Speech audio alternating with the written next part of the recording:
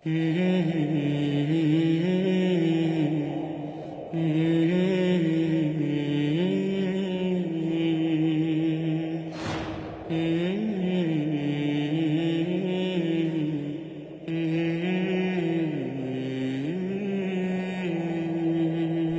Number 49 ہے، کسر شہوت کا بہترین حل بیوی ہے۔ عن ابی کبشۃ الانماری قال کان رسول اللہ صلی اللہ علیہ وسلم جالسا فی اصحابہ فدخل ثم خرج وقد اغتسل قلنا یا رسول اللہ قد کان شیء قال اجل مرت بی فلانۃ فوقع فی قلبی شہوۃ النساء فأتيت بعض أزواجي فأصبتها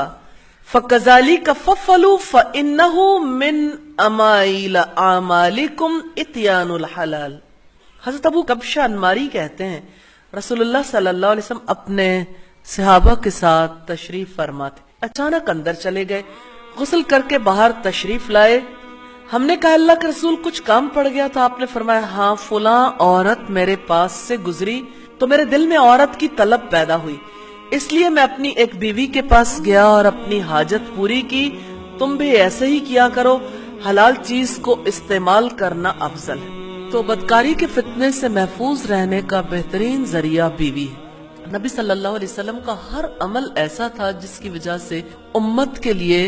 اللہ تعالیٰ کی جانب سے رہنمائی کر دی گئی۔ تو جس رب نے انسان کو بنایا ہے اس نے ایسے جذبے انسان کے اندر رکھے ہیں جن کو کنٹرول کرنا بعض اوقات انسان کے بس میں نہیں ہوتا، اس لیے آپ صلی اللہ علیہ وسلم نے یہ خصوصی طور پر اپنا معاملہ سامنے رکھتے ہوئے کہا کہ جب کبھی کسی کے دل میں کسی اور عورت کا خیال بھی گزر جائے یا کسی اور عورت پر اس کا یعنی اس کی وجہ سے اس کے دل میں کوئی ایسا خیال گزرتا ہے یا خیالات آتے ہیں تو اس کو چاہیے کہ وہ اپنی بیوی کے پاس چلا جائے تاکہ وہ ان خیالات سے باہر آ جائے۔ تو حرام سے اجتناب واجب ہے، تو جو عمل کسی واجب کی تکمیل کے لیے ناگزیر ہو وہ بھی واجب ہو جاتا ہے۔ امام شوکانی کہتے ہیں اگر اپنے نفس کو گناہ سے بچانا صرف نکاح کے ذریعے ممکن ہو تو یہ واجب ہے۔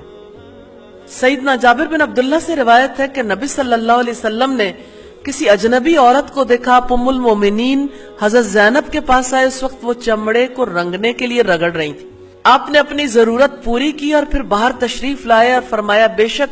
عورت شیطان کی صورت میں آتی ہے اور شیطان کی صورت میں جاتی ہے، یعنی اسے دیکھ کر شیطانی خیالات بھڑکتے ہیں۔ پھر جب تم میں سے کوئی کسی اجنبی عورت کو دیکھے اس پر خیالات آئیں تو اسے اپنی بیوی کے پاس جانا چاہیے، اس عمل سے اس کے دل کے فاسد خیالات ختم ہو جائیں گے۔ تو اسلام نے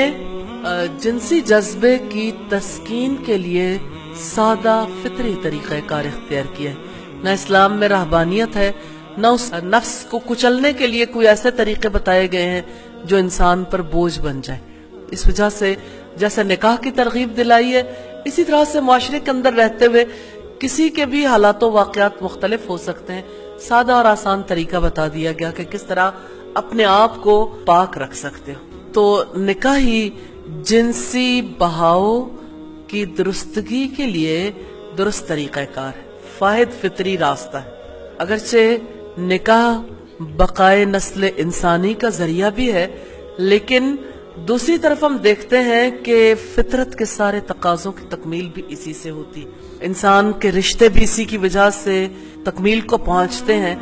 اور بایولوجیکل نیڈز کی بھی تسکین ہوتی ہے۔